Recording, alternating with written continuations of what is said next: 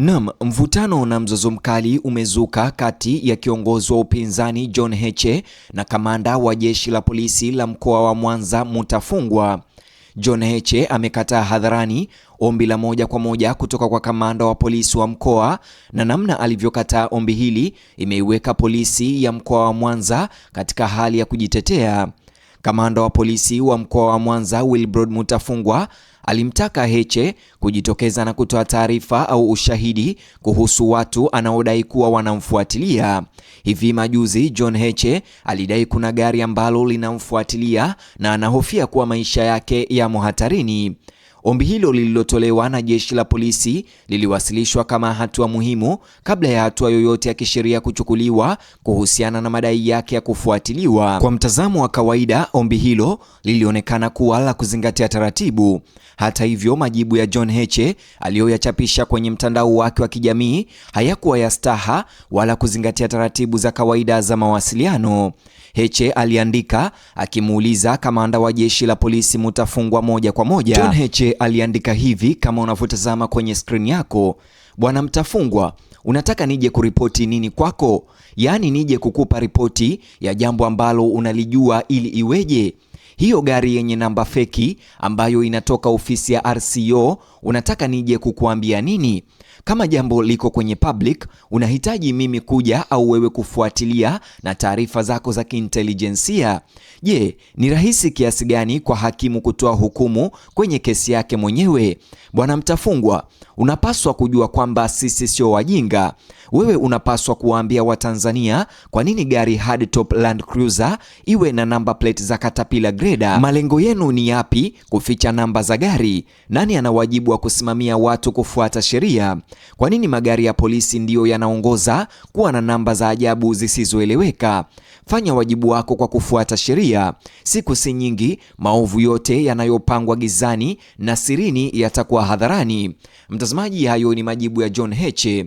Hata hivyo, majibu hayo yameandaliwa kwa umakini mkubwa. Heche hakukataa tu kushirikiana, bali alitoa tuhuma mahususi ndani ya kukataa huko. Anadai kuwa gari linalotumika kumfuatilia lina namba za usajili bandia na kwamba namba hizo zinatoka ndani ya ofisi ya polisi yenyewe. Kwa maneno mengine, hawaambii polisi kuhusu mtu mwingine wa nje anayemfuatilia, bali anamwambia kamanda wa polisi kuwa polisi wenyewe ndio wanaofanya hivyo, wakitumia magari yasiyoweza kufuatilika kwa sababu namba zake ni ghushi. Hata hivyo, baadaye tena alichapisha chapisho lengine lenye tuhuma nzito zaidi. John Heche kama unavyotazama aliandika hivi: nchi hii iko kwenye matatizo makubwa mno. Hawa wanaoitwa polisi ni ngumu kuelewa ni wakati gani wao wanakuwa polisi au ni wakati gani wanaweza kugeuka na kuwa watekaji. Magari yanayotumiwa na polisi au vyombo vya dola, wakati yana namba ambazo sio za kwenye magari hayo, unawezaje kujua kama hayo magari ni ya majambazi au watekaji, na ni wakati gani yanageuka kuwa ya polisi? Nchi hii inazidi kuharibika na itahitaji nguvu kubwa mno kuirekebisha, aliandika John Heche. Ikiwa tuhuma hiyo ni ya kweli, basi ombi la kumtaka Heche aende kuripoti suala la kufuatiliwa kwake kwa polisi linabadilika maana kabisa. Ingeashiria kuwa taasisi inayotakiwa kufanya uchunguzi ndio hiyo hiyo inayofanya ufuatiliaji huo. Kwa mtazamo huo wa John Heche, kukataa kwa Heche hakuchukuliwi kama kitendo cha kuzuia utendaji kazi wa polisi, bali ni utambuzi kwamba kwenda kuripoti kwa upande unaofanya ufuatiliaji huo si njia ya kuleta uwajibikaji. Alienda mbali zaidi, alimtaka Mutafungwa hadharani na kwa kumtaja jina awaeleze Watanzania ni kwa nini gari aina ya Land Cruiser hardtop ambalo ni gari la polisi linatumia namba za usajili za mashine ya kusawazisha barabara aina ya Caterpillar Grader. Hiyo ni taarifa mahususi inayoweza kuthibitishwa, kwani Land Cruiser na Caterpillar Grader ni aina tofauti kabisa za vyombo vya moto. Mtazamaji, baada ya machapisho haya yake John Heche aliwakumbusha wananchi jambo ambalo halijapatiwa ufumbuzi tangu tulipoliripoti kwa mara ya kwanza, kwamba ukweli kuhusu madai hayo yote hatimaye utajulikana hadharani. Msimamo wake ni kwamba jukumu la uwazi liko kwa taasisi inayotumia magari hayo ya ufuatiliaji yasiyoelezeka na si kwa mwanasiasa anayefuatiliwa na magari hayo.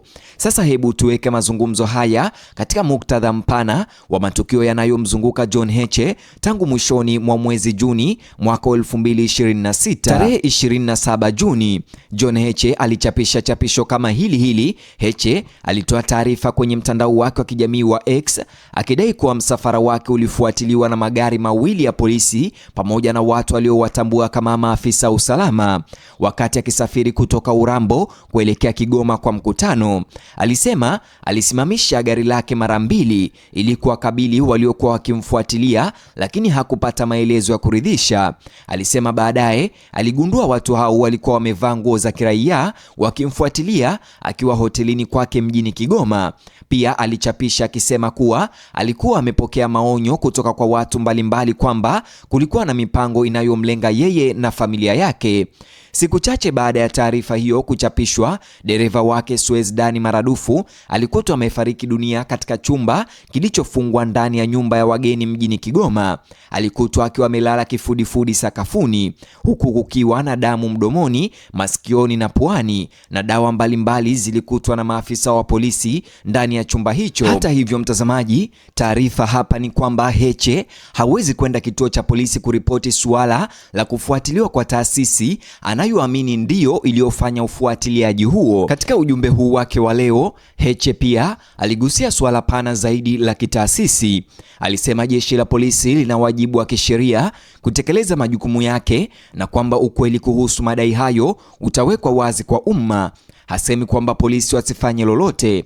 Anachosema ni kwamba polisi wanapaswa kufanya yale wanayotakiwa kisheria kufanya: kuchunguza, kutoa ufafanuzi na kuwajibika kuhusiana na magari yenye namba zisizo sahihi yanayofanya kazi kwa namna inayoashiria ufuatiliaji haramu dhidi ya kiongozi mwandamizi wa upinzani. Hadi wakati wa kuandaa taarifa hizi, kamanda wa polisi wa mkoa wa Mwanza hajatoa majibu hadharani kwa maswali ya John Heche. Hakuna maelezo yaliyotolewa kuhusu gari aina ya Land Cruiser lililokuwa na namba za usajili za mashine ya Caterpillar Grader kama anavyodai John Heche. Hakuna taarifa rasmi iliyojibu madai haya ya John Heche kwamba gari hilo lililotumika kumfuatilia linatoka katika ofisi za polisi wenyewe, na madai mapana zaidi kwamba John Heche, makamu mwenyekiti wa Chadema Tanzania Bara, amekuwa akifuatiliwa kimfumo na polisi hayajathibitishwa wala kukanushwa na mamlaka yoyote rasmi. Kilichobadilika leo ni kwamba Heche ametoka hatua ya kutoa madai tu na kuingia hatua ya kuuliza maswali mahususi ya wazi na yanayohitaji majibu kutoka kwa afisa aliyetajwa kwa jina Wilbrod Mutafungwa. Sasa anajulikana rasmi kwa kumtaka John Heche aripoti kwake kituo cha polisi, na Heche naye anajulikana rasmi kwa kukataa na kueleza sababu kamili za kukataa huko. Masuala ya namba za magari, ofisi iliyotoa gari hilo na wajibu wa kisheria wa kufanya uchunguzi bila kusubiri malalamiko kutoka kwa mwathiriwa, yote haya sasa yako wazi kwa umma.